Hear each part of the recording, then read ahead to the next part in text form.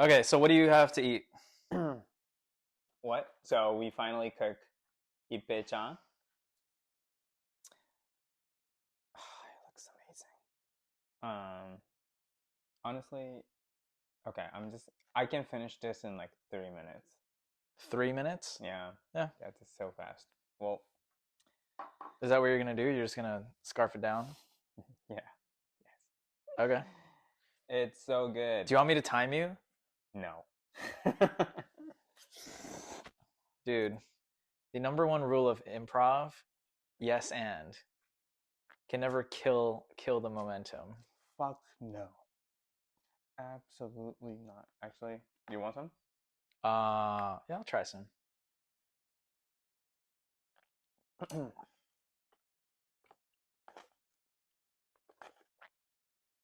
It's so addictive. Like,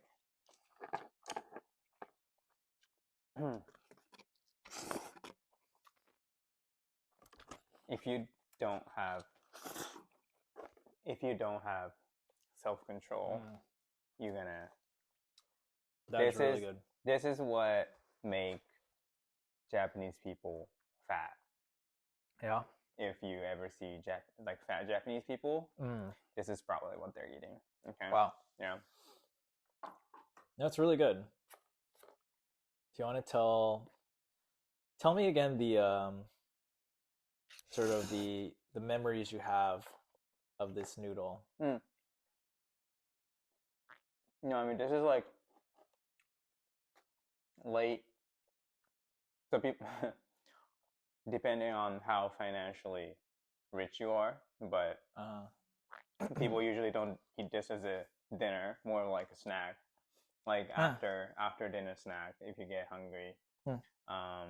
Yeah, I used to actually when I came to the state like after high school, so the time I was eating most was when I was in middle school. Yeah, I was eating this like, you know, pretty much every day during like final season. yeah. So this was your go-to college snack. College kids, they eat this a lot. Cheap meal. Yes, got it. 100%. Nice. All right, dude. It's been like 12 minutes. Since what? Oh yeah, since mine. Yeah. All right, so I will eat my Maruchan. Yes. Chicken ramen. Oh wow. Yeah, it's gonna be soggy. Yeah. Oh god. It's crazy how long this ramen's been around. Yeah. It's been like forever. A lot of history. Oh yeah, I know. This is like one of the first to do it.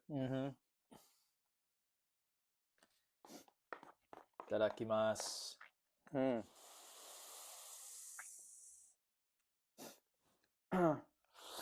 So good.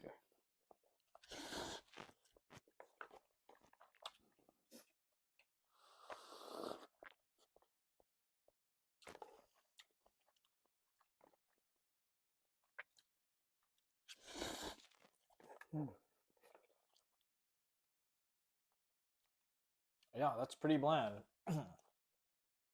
That is very bland. Don't think I'm going to finish that. You're not going to finish it? No. Again, I'm trying to, honestly, I'm trying to eat healthy. Yeah. And I'm being weird about it. I'm being weird about everything that goes into my body.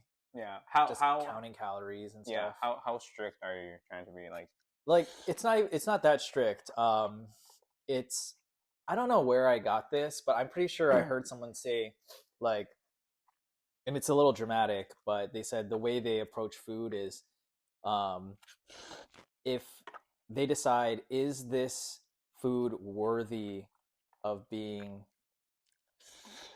eating? Like, is this food worthy of being in my body? And if yes, then eat it. But if no, don't eat it. So for me, it's like, I yeah, like this ramen, it's bland. It's probably like a lot of carbs, a lot of fat, a lot of Mm-hmm. salt, and you know, I'm down to take a taste of it, but I don't like. It's not really worthy of being in my body. When now that I say this out loud, it sounds really like that sounds really dramatic. Yes, you are. Yeah. But anything is worthy. All right. yeah, that's fair. This is worthy. All right. Yeah. Mm.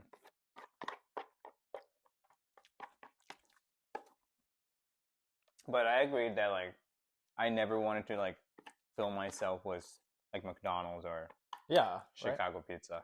Okay. That's not my thing. No, Chicago pizza's dope. Oh. Well, So you're not gonna actually eat this? I'm not gonna eat it. Okay. You gonna eat it? Yeah. Go ahead. I love this. I love this ramen too. It should. Oh, I like. This is what they used to like serve in airplane.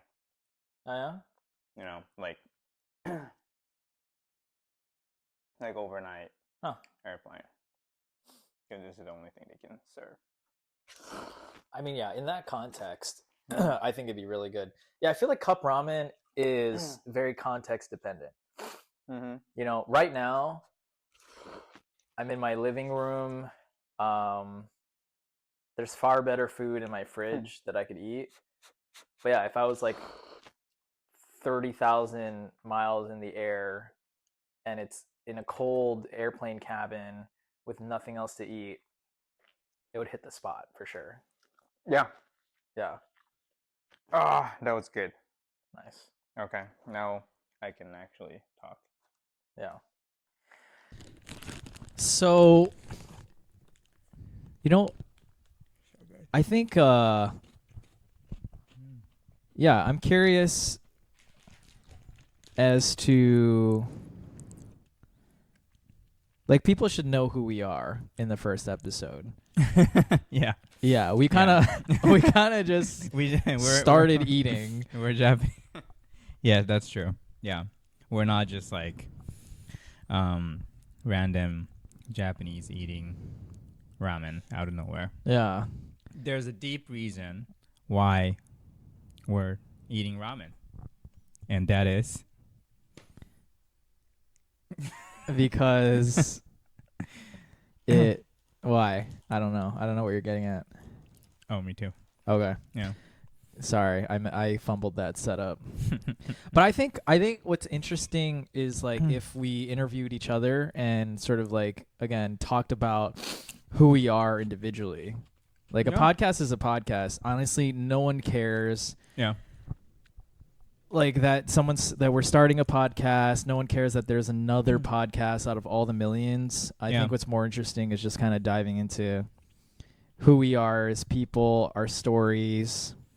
Yeah, true. Stuff like that. So, who are you, KT? Yeah. Because there's still stuff I don't know about you either. I know some things, but I don't know everything. Well, so I'm Japanese. Yeah. And was born and raised in Japan. Moved to state when I was 16 because I was tired of going to Japanese middle school, which was pretty crazy school, which was like all boys boarding school, created by Toyota. Oh. Okay. Yeah. So it was Toyota school. I wasn't like there to learn how to make car or anything. It was just like made by Toyota. Well, explain that a little more. Like, why? No, so Toyota back in the day. So I was like it was very new school Toyota created. So Toyota had the vision where they wanted to create a school to grow like the leader of Japan. So they literally gather like so much money from of course Toyota, but like all the like top Japanese companies. Yeah. They all invest like a lot of money making this middle school, which actually had like high school, so it was total 6 years. It was all boys boarding school, and it was created in Aichi, where Toyota was founded. Then at the so like they tried to gather all the best teachers and all the I don't know, the best people. Anyway, I was the fourth student, meaning I was when I entered school, it was like fourth year since the school was established. So I was there in a very, very early stage of that school. Yeah. And it was super strict. No entertainment allowed. No phone, no computer. I mean, actually, we had a computer, but it didn't have any access to the internet. You can't reach out to anybody outside of school. You are not allowed to go outside during the weekend. The only time you can talk to somebody outside of the school is when somebody from outside of the school called the school. Then you get called by the teacher, be like, hey, you have a phone call from somebody, and you get to go to this like phone booth and receive the call. That's how strict it was, and everything was being controlled. I still had fun for like 3 years, but then I was like, I cannot do this for another 3 years because that was like 6 year school. And also another thing about Japan is if you once you become high schooler, right, there is like a huge college entrance test for wherever you wanted to go for, right? So usually people dedicated their like entire time from like I would say 11th grade. They would just dedicate their entire time just to study. Like study. Okay. Somebody just start early. It depends on the person, but usually once people become like 11th grade, all they do is just study. Then they'll go to the exam, and then that pretty much decide which college you can go to, which decide how successful you're gonna be in Japan. Anyway, I was like, I can't do this. I cannot do that. So that's why I was like, all right, let me take a look at the school in the United States, and you see all the white people having fun. Nice. And I was like, that's that. Yeah, they seem to be having a lot of fun. Yeah. Let me try that. So that's why I came to state. I loved it. Stayed up to college. I was in California. Loved it. San Diego, the best place I've ever been. Wow. Then I went back to Japan again for work. Was there for 4 years. Then I came to Chicago for work initially. Then I met the comedy, so I decided to stay in Chicago. Okay. Well, that was a lot. Yeah. Yeah. I mean, I'm curious. Like, I already knew all that shit. Yeah. So, I want to know, like, okay, let's take it step by step. Where were you born? Tokyo. You were born in Tokyo. Mm-hmm. Okay. Like the suburbs of Tokyo, or like no the city? I spent most of my time like in the middle of Tokyo. Really? Yeah. Like smack dab in the middle of like everything. Middle of everything. Whoa. Wait, what's your like neighborhood called? Denyen Chofu. One more time. What? Denyen Chofu. Chogu. Okay. Denyen Chofu. Okay. So obviously I know what all that means because I'm Japanese, but can you explain to people who don't know what Daeyang and what Chogu, what does that mean? When Japanese people hear Denyen Chofu, they would imagine it's like basically like a Beverly Hills. Really? You grew up in the Beverly Hills of Tokyo? I grew up in one of the richest like neighborhood in Tokyo. And it's not crazy. So the people who owned the house there were actually like celebrity. Not my case. I would just happen to be just renting a place there for about like 3 years. Wait, like your family rents? Yeah. My family didn't like own any place there, but my family was just renting a place there. How? Well, I assume it's still very expensive. Yes. Okay. So what do your parents do? Well, my dad does a lot of things, but I think one of the biggest thing he did was he co-founded like a sushi delivery company. No way. Yeah. And back in the days wasn't a thing. So his company was like the first one who did that. Wow. And what's it called? Gin no Sara. Gin no Sara. Yeah. Like, wait, Sara like plate? Yeah. What's gin? Silver. silver plate. Yeah, because sushi was used to like deliver in a silver platter. Yeah. Wow, ginosara. Yeah. But so my dad was helping the founder I see. from the beginning. Yeah. So he was involved in that company for a long time. Now he's not anymore. But that's one of the big things he did. How did your dad meet the founder? So he and the founder used to do a lot of things together.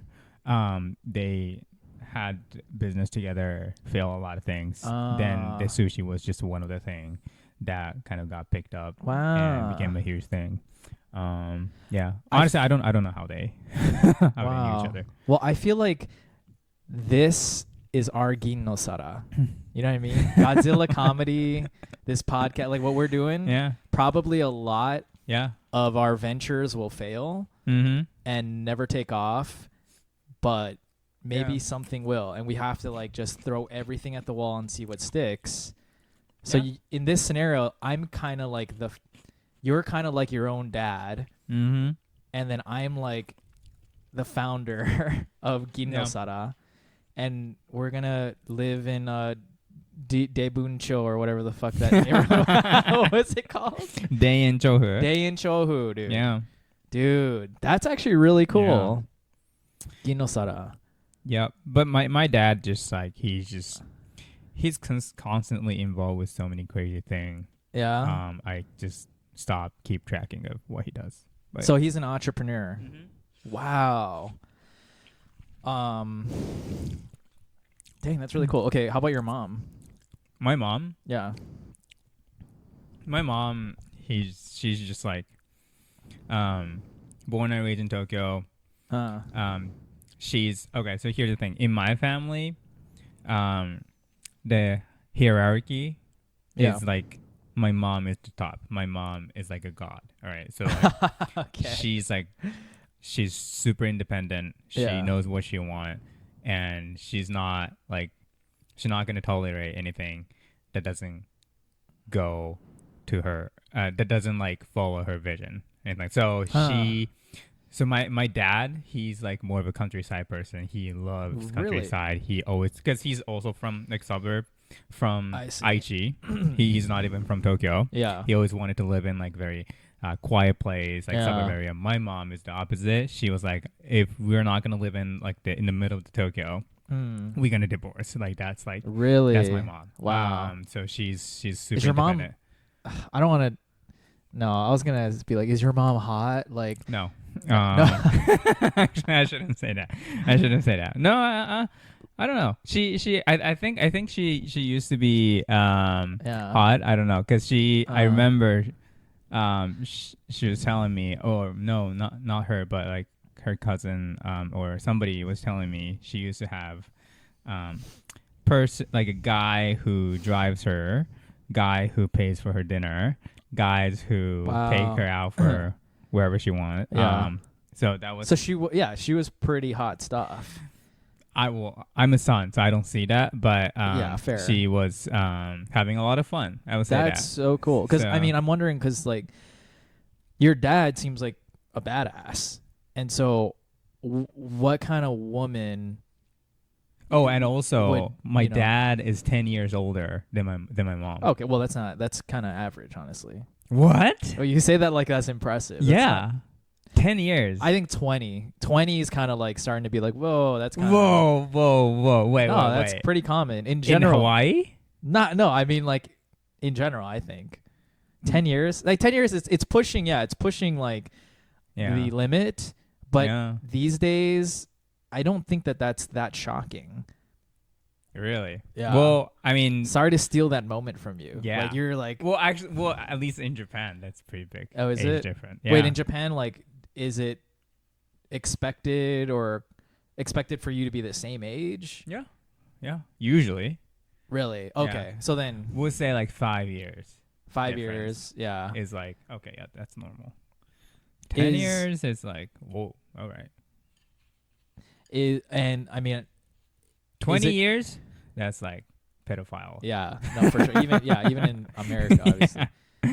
Is it common? It's more common for the guy to be older though, right? Yeah. Yeah. That's like universal. That is for sure. Oh wow. Okay.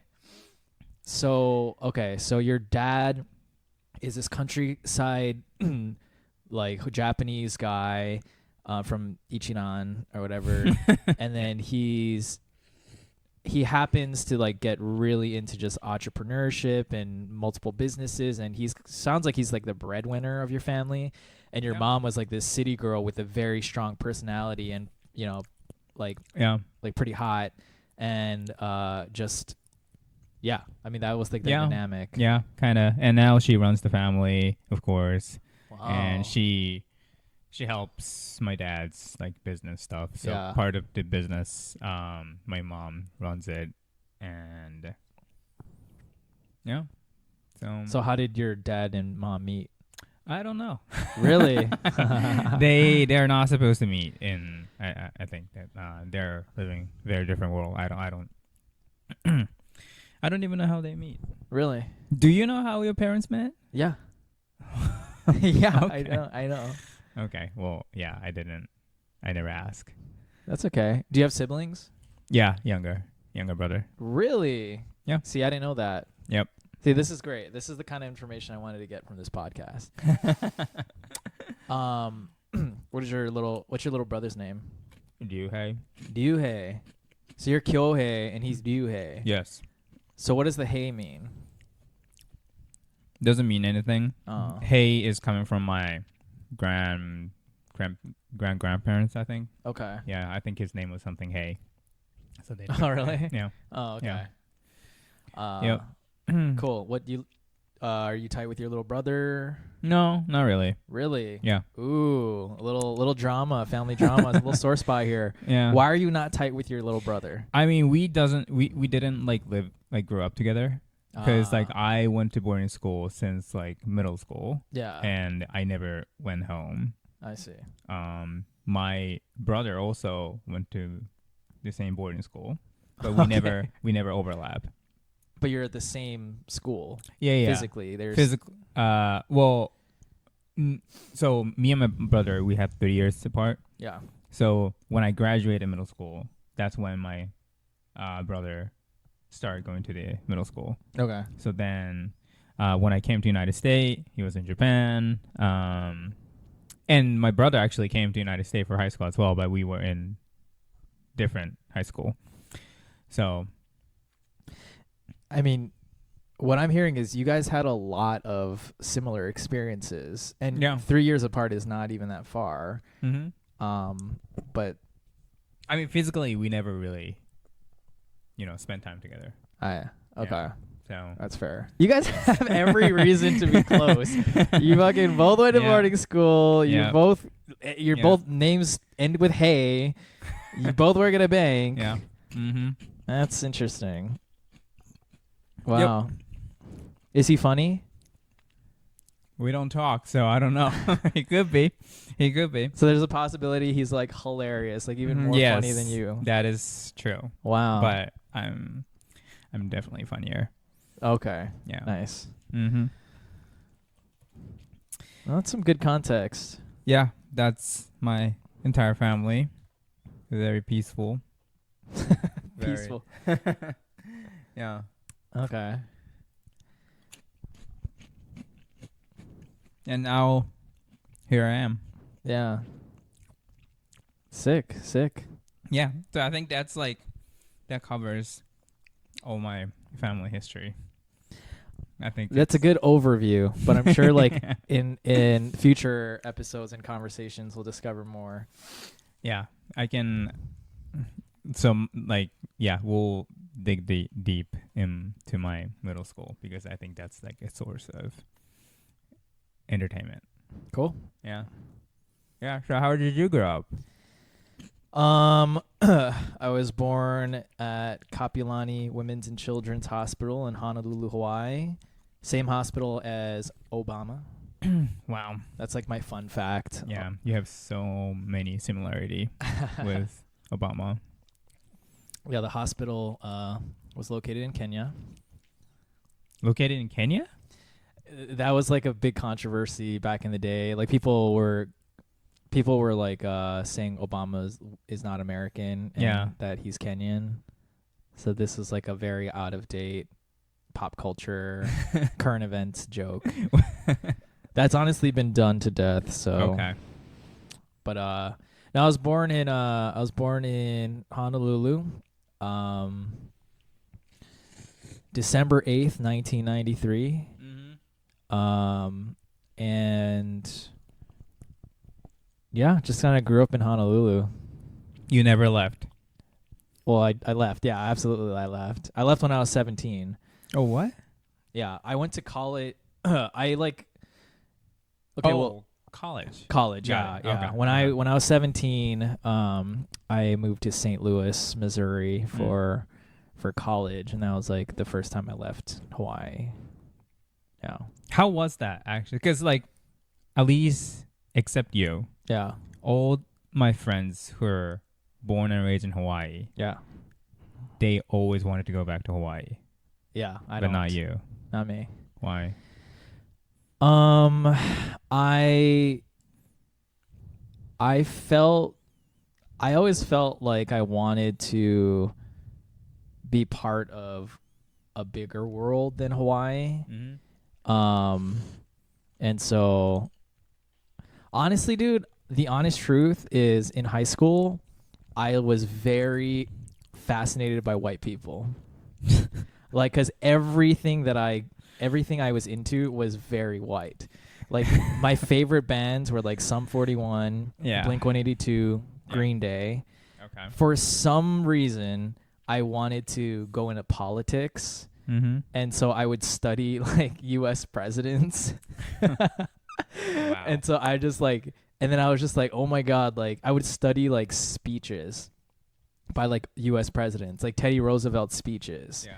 And I was just like, man, if I want to like make it in politics and also like, listen to, see more Green Day concerts and like Sum 41 and stuff, none of that's happening in Hawaii. So I had these like really weird, people I looked up. Well, it's not weird, but I just looked up to white people a lot. Wow. In high school, so I was just kind of super excited. I was like, man, like I got to go to the mainland and meet white people and just like, damn, Why was it white people, not black people? Because the things I was into were white. Yeah. Damn. So, there aren't a lot of white people in Hawaii. There's not a ton. Hawaii is like a majority minority state, I think Asians are like 30%. Yeah. So I definitely grew up like being the majority, and I never felt out of place in Hawaii. Okay. And then I come to the mainland, and then like most Asian Americans have all these stories of like being the only Asian kid in the cafeteria, blah blah blah, and I just could never relate. Yeah.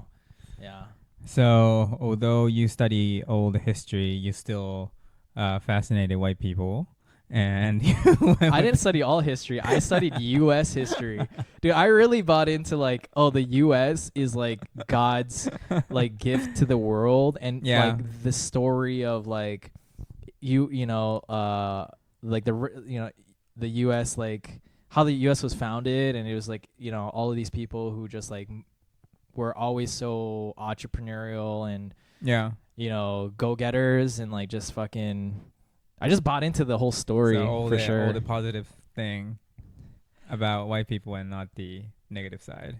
No, exactly. I like I never bothered to. There was no like there was never like critical race theory in high school when I was growing up. Like I was very uncritical about race. I was just I was just like, dude, white people are cool. When did that thing go away? Or are you still fascinated by white people? You look at the way people are like, oh, I want to be like no, that. I think like, I think where a lot of people get woke, and or at least not necessarily get woke, but like start to become critical about history and race and all that in college. And I went to college, and then now I'm surrounded by the white people I've always wanted to be around. Yeah. And then all of them hate themselves. And like, I'm like, why do you guys hate yourself so much? And they're like, oh, because, we did this, and that. And I learned about all the, context. And I was very like left leaning, like leftist, radical leftist for a long time. It's so funny.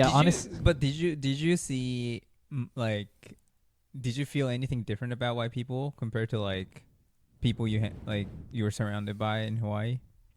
Wait, what do you mean?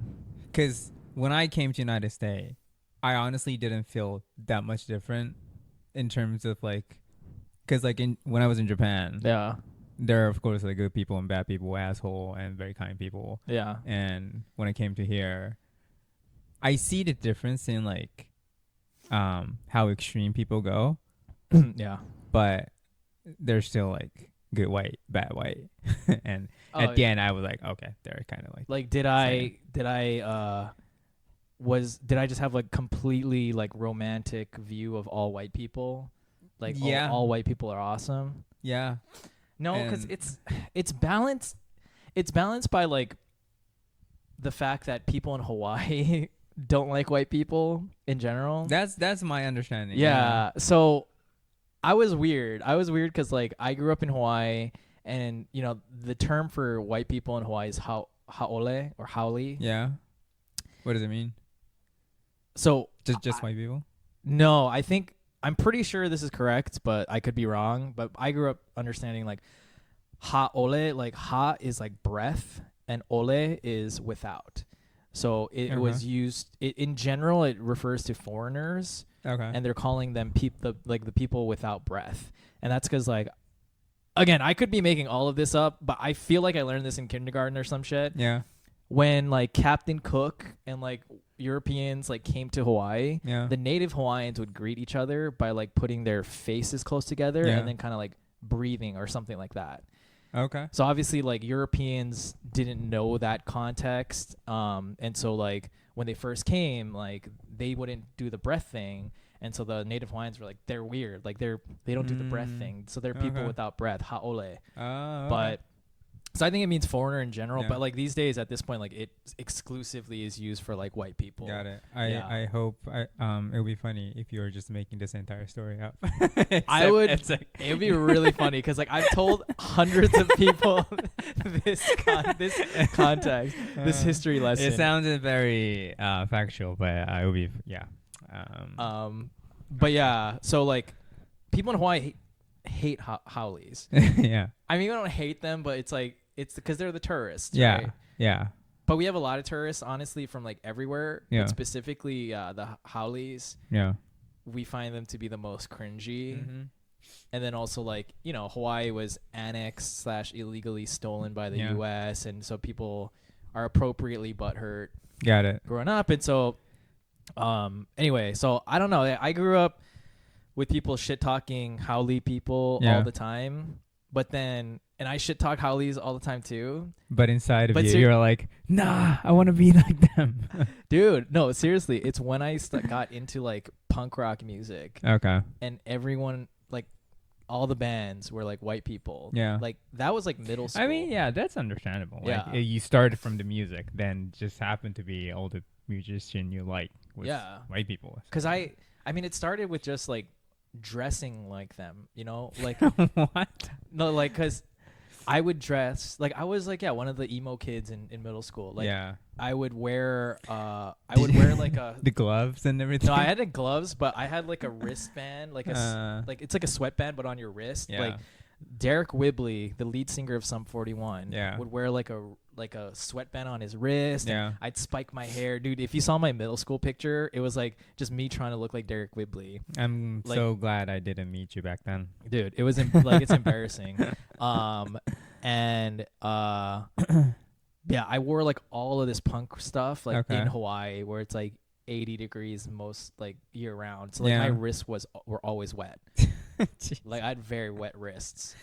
Damn. And so it started with like trying to dress like punk people, and then I think at some point I was like, dang, like I kind of want to be like a white guy. Damn. I want to be a white punk rock singer. But like when did you decide to switch your career to becoming a white to becoming a doctor? Yeah, in college, dude. Like again, when I started, were you like pre-med from the freshman year? No. Again, I wanted to go into politics, dude. Yeah. I was like, I was like, I thought I'd be a political science major, and I didn't know what political science was. Yeah. All I knew was that's what white people do. Yeah, that's what white people take as a major. White people love political science. So. Oh, so you were a political major freshman year? I tried to take a few intro to poli-sci classes. Yeah. I don't even remember actually enrolling. I don't know. I think I was just doing like a lot of just like the standard like basic classes in the beginning. Okay. Honestly, I never ended up taking a politics class. The closest thing was like I got into like philosophy. So like I was really into like philosophy, dude. Okay. Oh my god, yeah. So when did you become pre-med? I became pre-med officially my junior year. So it took a while. Yeah. Isn't that pretty late for It's quite people? late. Yeah. Right. Yeah. But dude, I was like beginning of college was such a mess for me cuz like freshman year, like no kidding, all I did was breakdance. I shit you not, dude. Okay. You had so freshman year you have a lot of identity crisis. Yep, a ton. Then yeah. Wait, so freshman year you still had that like white motivation. Yeah. And went to for some reason you were trying to go to politics but also trying to go to breakdance and I don't know where the fuck you're going. Yeah. Then for some magical happen you decide to become pre-med on the third year. Yeah. What the hell happened there? So first year all I did was breakdance and try to be white. Yeah. And then sophomore year I started to basically after my freshman year I felt very dissatisfied with my first year of college. Like I went back home and I was like looking back at it and I'm like, what the fuck was I doing? Like I feel like I'm squandering this once in a lifetime opportunity to I don't know. And so I was like, man, if I don't change things, I'm gonna like not have a job like by the time I graduate. And then that summer, I when I was back in Hawaii, I volunteered at an Army hospital called Tripler Army Medical Center because someone in my church worked there as a speech pathologist. Okay. And anyway, I shadowed her because I was like, dude, I have no skill set at this point after 1 year of college. Yeah. So maybe I was like, oh, speech pathology seems like at least some practical clinical thing, like skill, because I'm horrible to this day. I'm horrible at math, so I can't be an engineer. I was horrible at science like for a long time too. Yeah. Like seriously. And so I was like, I can't be a scientist. Good information to know that you're a doctor now. You know? Yeah. But I was just like, oh, maybe I want to be a speech pathologist. So I volunteered with her. I went to this Army hospital. And then I like ended up meeting this pediatrician, and then I was more interested in like what he was doing, and that got me interested in like get going into medicine. And then my sophomore year I just like changed everything and then like took a bunch of science classes and whatnot, and like slowly like transitioned into going into medicine instead. Oh, good. So without that summer you could have been just homeless by now. Yeah. I could have been, Damn. I'm glad you interned. Well, was it intern? At the volunteer internship, like whatever. Yeah. Damn. Yeah. So did your family or parents knew about that entire process while you were going, or you told them like later? What process? Like what you were doing in the first year, then you decided to become pre-med. No, that entire journey. Because my dad died right before I went to college. Oh, okay. Yeah. So, there's not communicating with him. Got it. But also, like, that's a whole other thing too. Like, I was not close with my dad. Yeah. And blah blah blah. And then my mom, like, she only speaks like she speaks some English, but you know it's Japanese. Like it's mostly Japanese. I don't know enough Japanese to like ever communicate to any real depth. Yeah. About my experiences. Yeah. And it's just like it's exhausting to try to like explain like, yeah, like I'm breakdancing and political. I don't know the Japanese word for political science. I don't know the Japanese word for philosophy. Like, so it was always just superficial. Like, yeah. And yeah, it's funny too. Like in those first 2 years, also I changed majors a ton. Because at some point I was a philosophy major. At some point I was a Japanese major. Wow. Yeah. I could really see that your Japanese is like on point. I was a a declared Japanese major. I had a like a mentor like in the department who was like overseeing how I'm gonna like graduate like with all the credits I need to get a Japanese major and everything. Like it was, but that was like for one semester. Wow, so it was a mess. But it was just a mess, and so my mom like never really understood like what I was doing. Yeah, in college. Interesting. Yeah. Damn.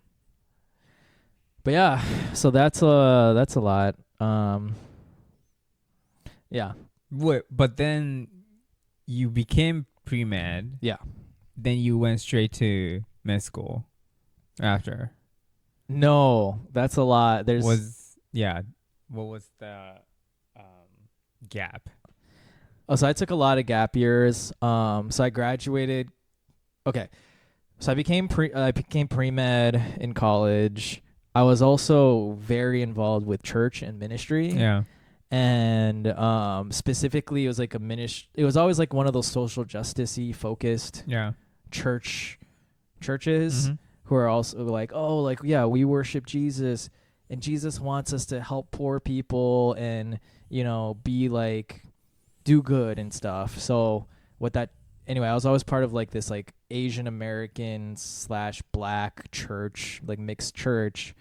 And all that to say that was like another passion of mine. So like doing like all this kind of like community service type whatnot work. So anyway, I took 3 years off. After graduating, I took 3 years off before going to med school. And during those 3 years, I was like volunteering in the community. I was really involved in like my ministry, and I was doing some sciencey stuff too. Like I was doing like basic science research in a lab. Yeah. Yeah. So yeah. Were you already got like acceptance for the med school before you started that church journey? No. So I took one like gap year just like for myself. Yeah. This second year, I applied to medical school, and like applying to medical school is a year-long process. Yeah. So by the end of the second year, I got into med school. Yeah.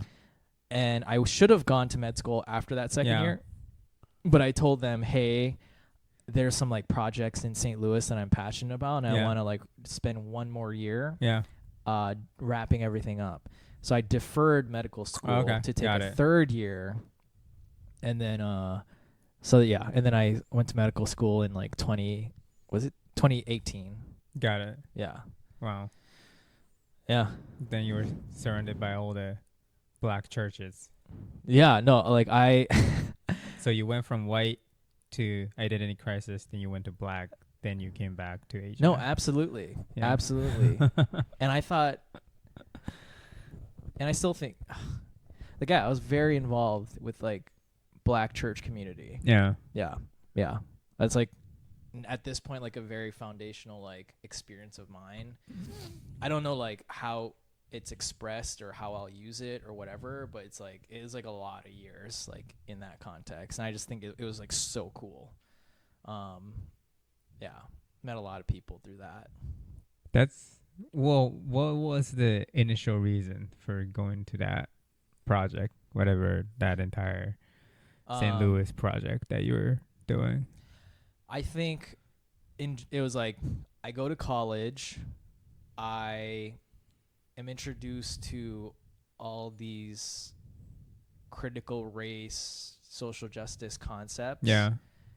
and the way that I interpreted that, and I think the way a lot of young people interpret social justice ideas when they first encounter it is like, yeah, that sounds good. That sounds like the right thing to do, like the morally correct thing to do. Yeah.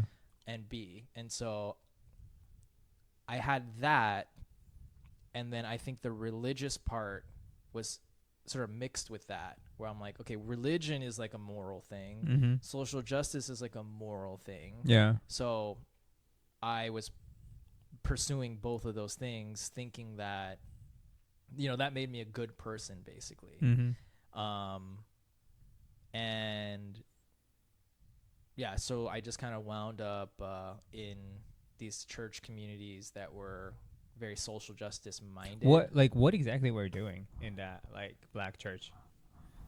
Honestly, it was a lot of just like it emphasized just like kind of building a like a mixed race community, specifically like an Asian and black community. And like that, because the thing is like that doesn't really exist like out in the world. And I mean, I'm not saying it's impossible to exist, but like, yeah, for, you know, there's not really a lot of like institutions where that is like your goal, to simply create a group of people who are like black and Asian and just hanging out all the time. But like church is like a good excuse to do that, because like at the end of the day, church is all about like building community and just like being part of a group. Like, yeah, like nonprofits obviously like they have a mission to go do something, like some kind of service. But church is always, it's just like an excuse to like be part of a community. That's fair. So it was just like wanting to create a certain type of community that looked a certain way. Yeah, so it was interesting. Damn. Yeah. Then you finally decided to, well, not decided to, but like you finally went to med school. Yeah. Thank God. 2018. Thank God.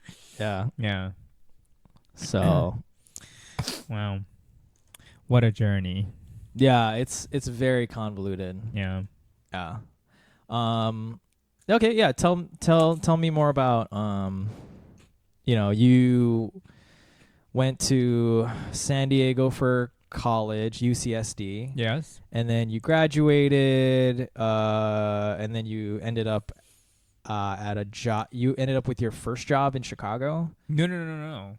First job in Tokyo. Well, I mean, the company that I first worked for, it was like a global company. So they had office all over the world. Yeah. I tried to be in the United States, but they couldn't let me. So they asked me to start in Tokyo. Yeah. Then I was supposed to come back. Well, I mean, try to come back soon, but the COVID happened. I started work in 2019, and then COVID happened. Couldn't leave Japan for like 4 years. I was stuck in Japan. Yeah. Then eventually I found a way out. Wow. So, no.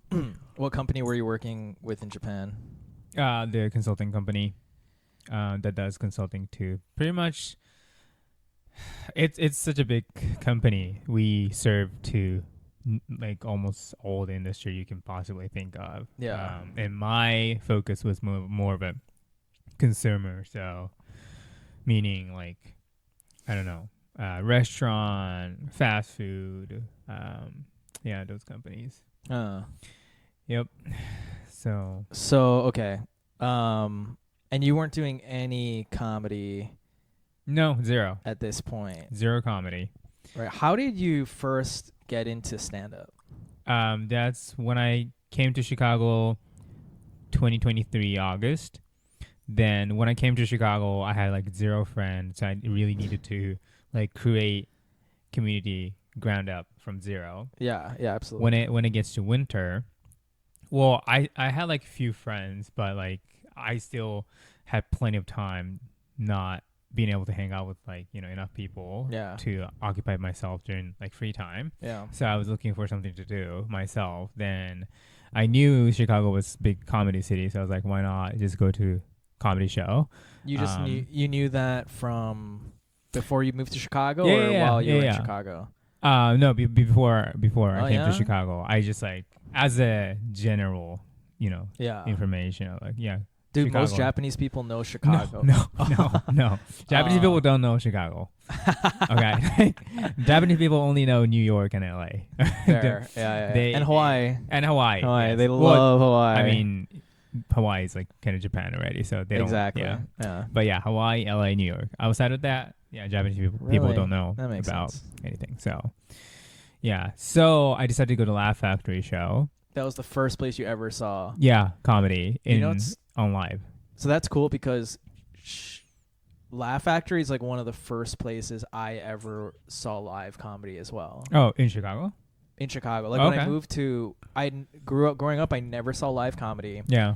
Moved to St. Louis, Missouri for college. Yeah. Road trip up to Chicago freshman year. Mm-hmm. Actually, the first live comedy experience I had was at a place called Ep.0 Comedy Club. Yeah. And it's mostly improv. Yeah, I know. You know Ep.0? I've been there, yeah. Wait, they're closed now, right? What? No, they're really very, very open.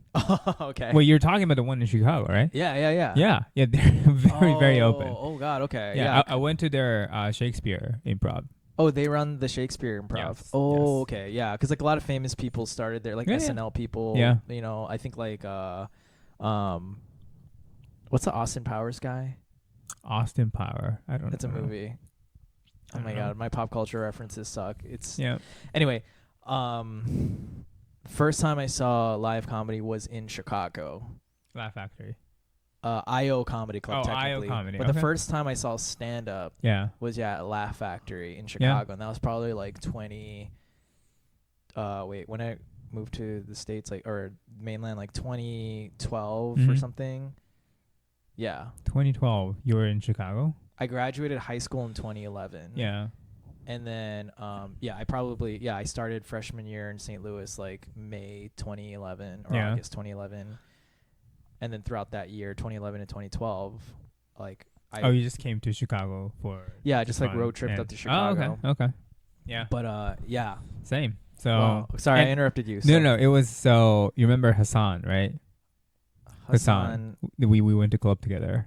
Oh yeah. So he had a ticket to Laugh Factory. Oh wow. And I was just like out of nowhere, just like telling him, I wanted to go to comedy show. Then he was like, oh, and he was like a friend of one of the Walker staff member from Laugh Factory, and he was like, oh yeah, we can definitely go. So that's the first time I ever went to Laugh Factory show.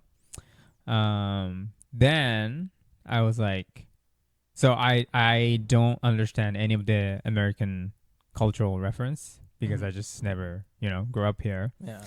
And what year was this? 2024. 2024. Okay. Yeah, like the beginning of 2024, I think. Yeah.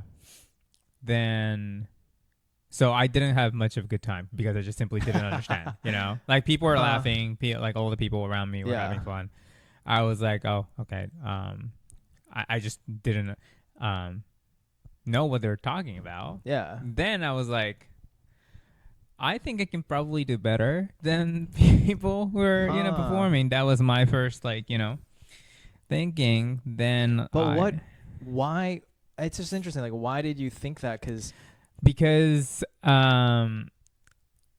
the only thing that I was able to understand from that show was whenever people are making like sex joke, dick joke, right? Okay. Like I still remember the guy was like, he started off be like, oh, have you guys ever done orgy? And that's how he started off. And he like just did his set based on like orgy, whatever. Interesting. Then I was like, I can probably think a lot of sex joke, dick joke myself too, in more creative way. That was my takeaway from that show, especially because I think in Japan, well, I didn't understand why I felt that by the time I was at the show. It was just like my intuition. I was like, oh, I think I can probably do better or could come up with like better idea. But then now I start doing it. Then I also kind of like start comparing a lot of comedy to Japanese comedy. What I realize is Japanese comedy it's in Japan, like sex joke, political joke, race joke, it's all taboo. So what Japanese comedians make fun of is they create like an imaginary world or imaginary like a hypothetical situation. Yeah. Then they make fun out of it. So by default, they need to be really, really, really creative. Like they cannot go with like some ordinal like sex joke or like a daily lifestyle. No, like they really need to like come up with like super creative thing. And because I grew up in Japan and been watching that Japanese comedy for my entire life, my like default kind of comedy intuition is like you need to be very creative, and I could also probably think something creative if I put myself into like Japanese standard. And I think that kind of like what I used to see in Japan kind of get reflected against like American comedy and be like, if I could somehow, you know, take some of technique or like idea from Japanese comedy, I could probably do something unique, something more like better. I think that was where I was coming from in terms of the, you know, my feeling. But in general, I'm like overly confident person. So like it doesn't matter if I ever done it or not. I always just assume I could probably do better. Like that's my personality too. So I think it was just like a mixture of a lot of feeling. But then at the same time, I was not having a good time at my work. And my life simply just sucked in Chicago. Just in general, I was not having a good time. So I was also looking for something that could like bring me up, that could like find new self about myself. And so I think I was also in the mood where I was actively looking for something new. Then comedy just pop up. I was like, okay, this is it. I'm gonna try it. And that's how I started it. That's interesting. Yeah. I'm actually curious, like, why were you so miserable in Chicago that first year? Because you sound, you know, your dream was always to like come to America, which you did in high school, in college, and now you're finally back like as a working person, and you have like the more money than you've ever had. But why were you so miserable? You're living out your dream. Well, 90% of the reason was my work. My work was hard, and I got promoted like right before I came to Chicago. And then when I came to Chicago, I basically became like a manager.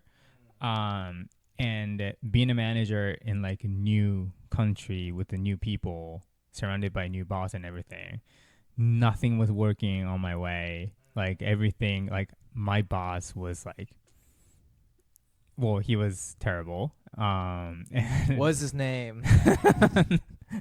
I'm only gonna say R, Mr. R. He was it was like a lot. It wasn't actually. Well, he was very, very kind of pushy person, but at the same time, my capability wasn't there. As a manager, and usually, you know, when you become a manager, you still be working with the same people who you used to work with, so you kind of still know the way around, and you know, especially the boss and everyone around you. But then for my situation, I came to new country with like completely new environment and everything, and everything just like crashed on me. I wasn't having good sleep or anything. And also I didn't have any, you know, social group outside of the work where I could like talk about it. Or why is that? Oh, because I just simply didn't know anyone. And you didn't have time to meet people? No, because I was working. How many hours weekend. were you working per week? Around 100. Wow. Yeah, so I didn't have much time to kind of socialize and everything. Yeah, so that was I was having pretty miserable time in Chicago. And I think I was just simply looking for, and I think that was also the first time ever where my performance was bad. So obviously here we go. Evaluation from the boss and everything was also bad. Then because I was a manager, there were people working under me, right? And I could tell like they're not having a good time. So like every people around me were like, you know, giving me the negative review, which I never had in your life. In my life, and I was like, okay, this is not what I want. So I was just trying to find something out of the workplace, I think. I think that resonates with me, like your first failure in life. Yeah. You like, maybe to some people it's like, well, that seems like a foreign concept, but I think certain people who are type A or whatever, right? Like, your first big failure in life, especially if you've grown up doing well your whole life, is a huge shock. Yeah. And what that reminds me of is like, so I did the whole ministry stuff, right? Yeah. And I mean, up until like for a long time, like I did well in college or whatever, and I was like doing well in like the ministry stuff, or at least I just felt good about my performance in all of these things, and things always seemed to like work out, but like my first big failure in life was when I went to med school, but then I left med school, or I took time off from med school. Oh, okay. To go back to do this ministry stuff. Because when I went to med school, I kept thinking, oh, I want to be a pastor instead of being a physician. So then I left med school to do that. And specifically, I went all in to like do the ministry. I was like living in a poor neighborhood, like a housing project for a while, for many months. Yeah. And then I was getting a master's I went to seminary. And I got a master's in theological studies. In any case, all that to say, I really failed. I felt like I failed like during that time. Like I didn't like grow like the church or community I wanted. I just really couldn't live up to my own like moral standards. Yeah. And then at the end of the day, I probably paid like 10 grand for a degree that I like was not passionate about, and didn't it like at the end of it was so rough to like finish this degree because I just was so burnt out and I didn't care about it. And in any case, like that was the first time I really pursued something, put thousands of dollars into it. Yeah. And it just like at the end of the day, like did not work out. Yeah. Like now I don't do any ministry stuff. I just like, at this point it's, it's so, and it's funny because that's what kind of kicked me into comedy. Like after I failed at ministry, I immediately like went into stand-up comedy. So it's just interesting that you mentioned like, your job. Like as a way, it turned out to be the way, but like you're kind of in the low point of your life, then because of the comedy you kind of like start going to the more positive direction, at least for my case. I mean, I might be overreading into it, but what I heard was like the first time I ever failed in life, I rebounded and started doing stand-up comedy. Yeah. Well, I mean, in terms of timing, that was exactly how it went. For me too. Yeah.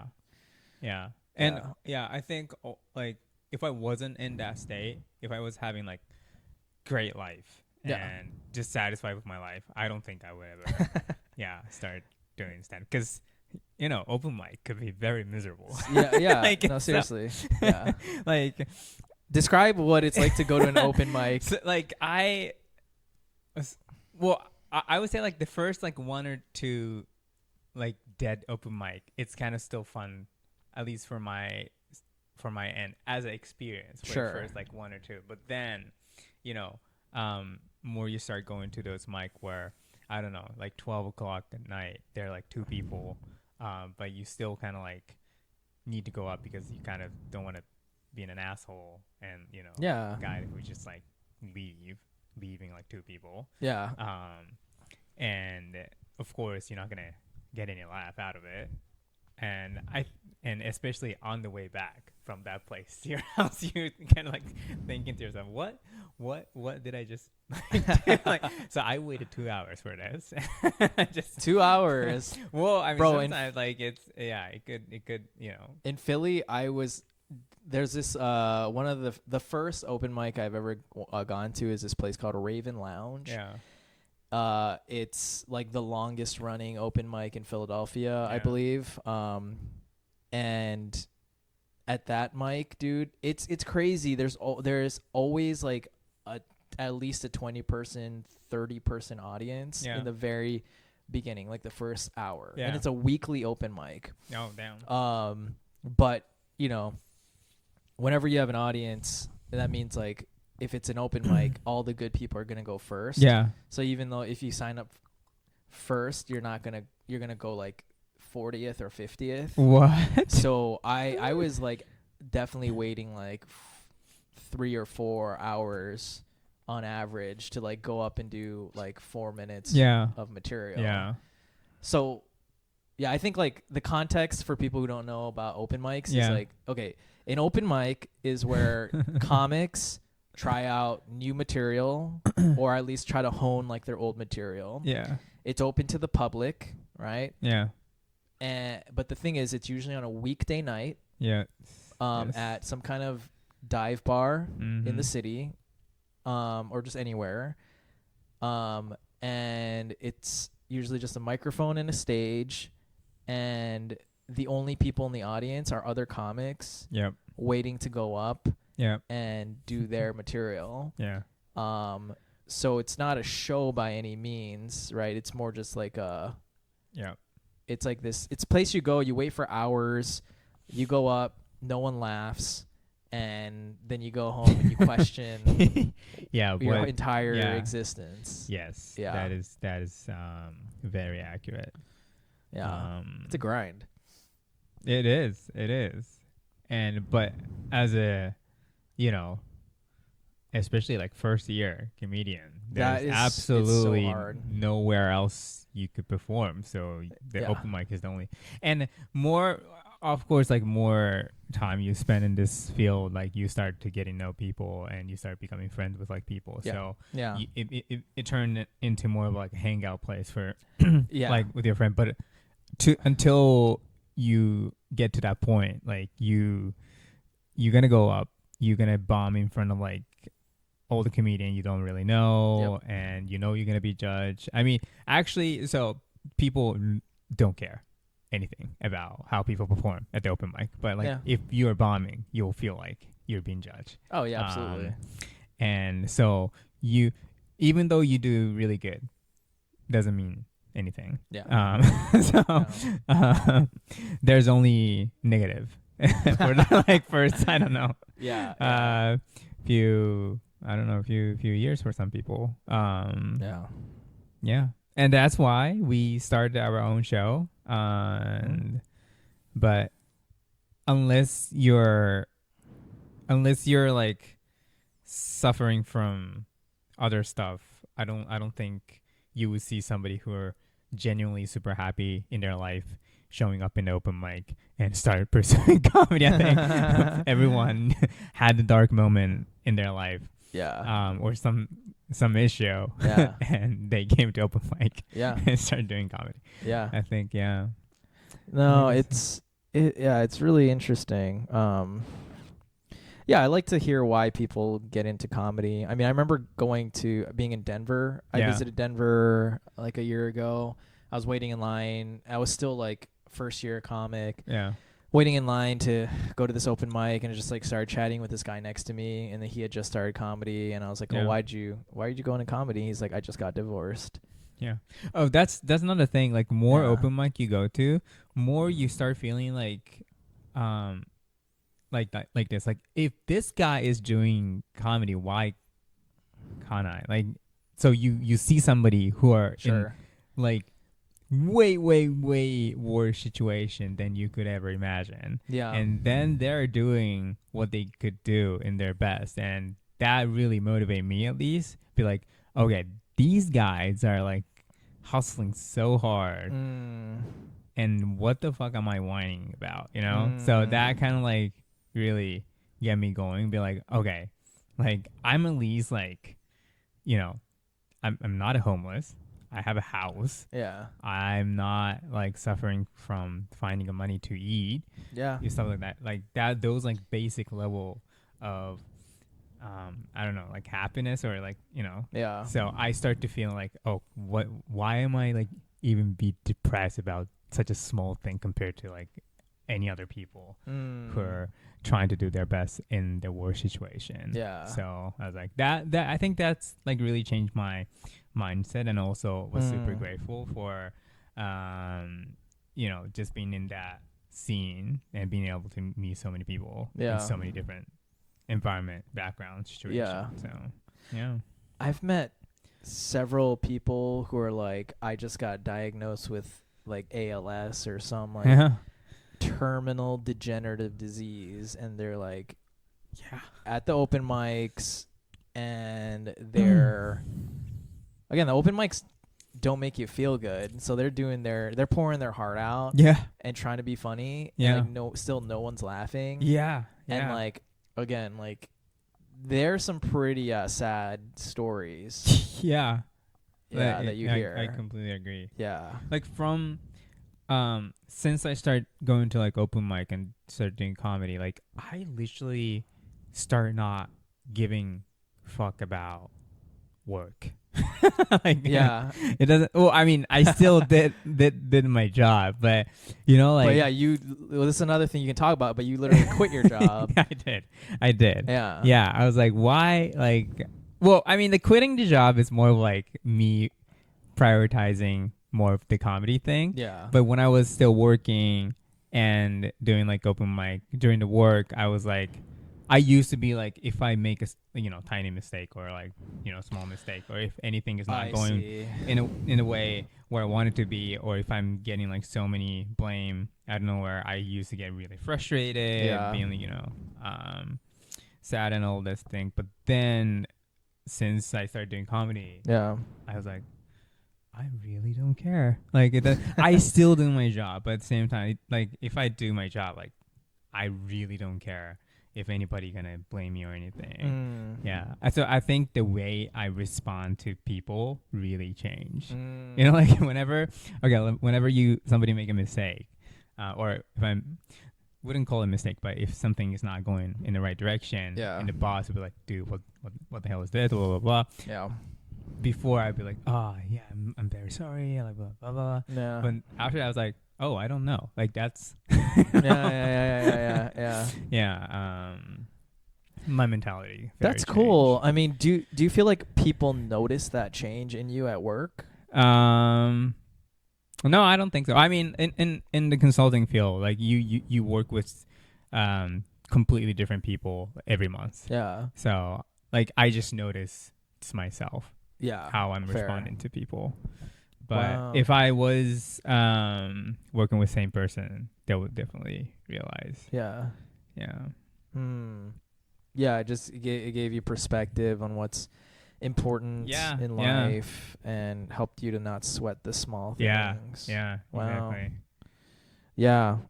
Yeah, because it sounds like you're just like a nervous wreck at work usually before comedy. Yeah, there's like a book called The Art of Not Giving a Fuck, and I've never read it. Well, yeah, I don't know the context or contents, but I will fully agree. Yeah. Yeah. No, like I mean, it's a kind of a self-explanatory title, and again, I've never read it, but it's like people feel very empowered by this idea of like caring less, being less invested in an outcome, putting less pressure on themselves, et cetera, et cetera, et cetera. Yeah. So, no, that's cool. I'm glad comedy helped you give less fucks. Yeah. About life. So yeah. That's cool. Yeah.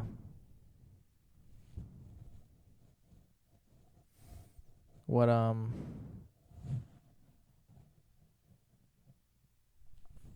This is a good conversation. Yeah. Yeah. That's fun. What time is it? It's 10:15. Are you serious? Wait, 10:15 or 10:50? 10:15. 15? Yeah. Yeah, we've been talking a while. Yes. So. Yeah.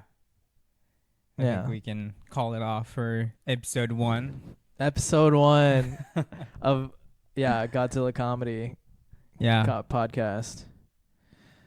Yeah, this was fun. I mean, this is like a cool. This took way too long to set up, but I'm sure, it'll be like it'll go smoother in the future. Yeah, we didn't even really like eat these snacks that we. I don't like that. That doesn't even seem like it's a good candy. So I didn't even. Wait till you try it, man. Nah, it's don't not. knock it till you try it. It is actually really delicious. So okay, cool. Well, episode 1 in the books. Yeah. So we